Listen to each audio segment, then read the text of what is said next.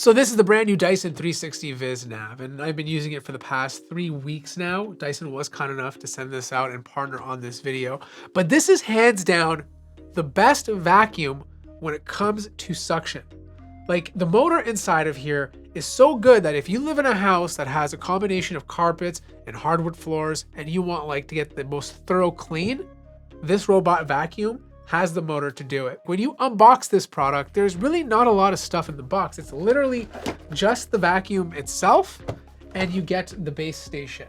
And look, that's all you need. Like, you don't have to put anything together. There's no like read an instruction manual to put pieces and build it. It's just ready to go. And the craziest thing is that the setup process is super simple. Like, you turn it on, you look at the little menu on top of the vacuum, it asks you to open up the app on your phone, you put your phone near the vacuum, it finds each other, you connect to your Wi-Fi, and then you're off to the races. The overall design of this product is obviously very different. It doesn't look like your typical black or white robot vacuum. It's very Dyson themed. Like, you have the purple colors, you have the red, the gray. I think it looks futuristic, but it also has like a retro vibe at the exact same time. But it's a heavy guy. Like, this is a heavy machine, and it has the right to be because there's obviously a lot of technology packed inside of here.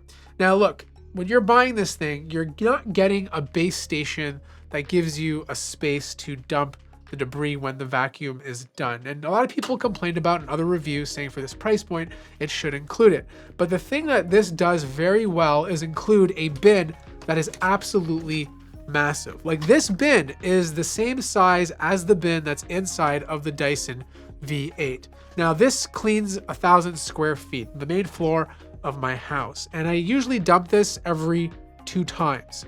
And the dumping process with this bin is extremely easy. First of all, they include a handle on the top, so it just makes carrying it a joy. And then you have so much space inside of here that it just holds a lot of debris before having to dump it.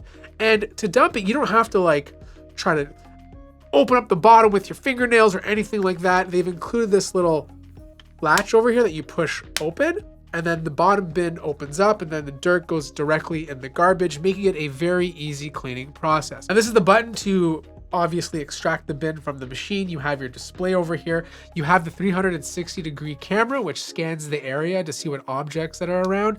There's lights around it so that if it goes into a dark place, it will obviously light up so it can see where it's going. This right here is your HEPA filter. This is easy to take out if you ever need to clean it or replace it. They just make it very easy to do. On the front of the vacuum, you have 2 little pins over here that attach to the base station so that the actual vacuum can be charged. And then on the bottom, this is where the magic happens. Not only do you have a brush that spans the entire vacuum, it just gives you more real estate to pick up debris. Like most other robot vacuums, their brush is literally half the size. It's placed in the middle. Then they use these little feet to scoop them up and bring them in. This guy is just massive across. And this brush, the triple motor brush, is using like 3 types of material. So it's okay to be used on hardwood floor. It's okay to be used on carpet. This brush absolutely supports it. Now, I have cats, 2 cats, and I'm allergic to cats, which is ridiculous. I can't get rid of them because of my kids, and my floors need to stay clean. That's the reason why we're using this thing. And this brush is very pet friendly. You know, the HEPA filter obviously helps reduce those allergens. Now you have these massive, massive industrial thick rubber feet.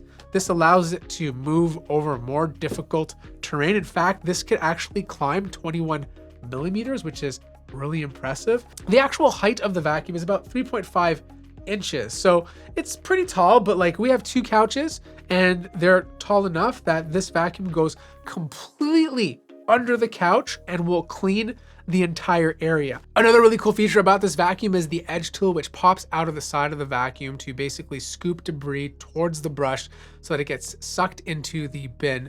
This is perfect for corners, and the vacuum does it automatically. It's not like something you have to activate.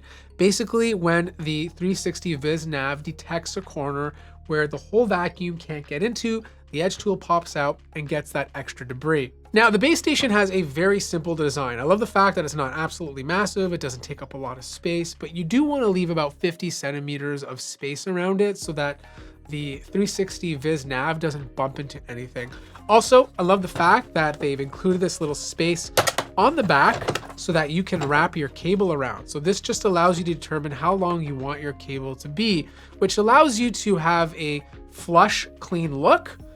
And it doesn't allow the cable to hang on the floor because you don't want any choke points for the vacuum. Now the big question, how well does the Dyson 360 Vis Nav clean? And honestly, based on my experience, incredible. I purposely put different types of dirt on the floor to see if it would get picked up, and it did it with no problem. The motor inside of here is just so strong. What really impressed me the most though was its carpet cleaning potential. Like, we don't have super thick carpets or anything, but they're thick enough, and obviously carpets are usually tougher for robot vacuums to clean, but this just did it.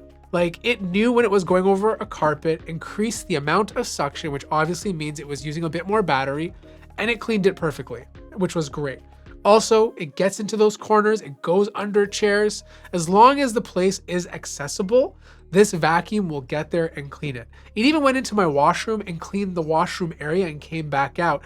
But the thing is, across from my washroom, I also have the basement stairs, and I purposely left the basement door open to see if it would fall down. And as soon as it detected the stairs, it stopped, it turned around and kept on cleaning. The software on this is actually quite nice because it's very simple to use. It's a very clean experience. Like right now it says connection lost because I have the vacuum off and it's right beside me. But when it's on, it says ready at the top and then a picture of the actual vacuum. There's 3 options on the bottom. So the right one allows you to schedule your cleans. The one in the middle will just start the vacuum to clean right away. And then on the left is my favorite. This actually shows the robot's activity. So for example, on Friday, it did an auto clean of my living room floor, like the main floor of our house. And this shows you exactly where the high dirt areas are. So for example, over here, this is where my door is to the house. So obviously there's gonna be more dirt there. So you have high dust accumulation. So it's in bright yellowish. And then if you go towards the kitchen all the way over here, you have another area where there's a lot of high dust and dirt. And same holds true for the living room. And then the charging icon is where the actual vacuum lives. But this took about 2 hours to do. And since you're on auto mode, you get about 54 minutes of use. So it had to go back, charge up once, and then go back and finish the area. But what I like to do is do a quick clean using the quick function on Wednesdays, which doesn't require the vacuum to go back and charge. You just do a quick clean of the entire floor. It's not as thorough, obviously, as auto. You can see here there's less dirt being picked up, but it's good enough for a midweek clean. Now, the other 2 options are quiet and boost. Quiet will basically not use as heavy suction as auto or boost, but it will keep the noises down. If you're using boost, it literally won't last for more than 15 minutes because the motor is just going as hard as it could. And because of that, you're just sucking the life out of the battery. Now, if you decide to use boost, just note that it does get quite loud. We're talking about 78 decibels, which is a little bit on the louder side, but the motors are working to its full potential. If you leave it on auto mode, it varies. It can go anywhere from 60 to 65 decibels, depending on the surface it's cleaning.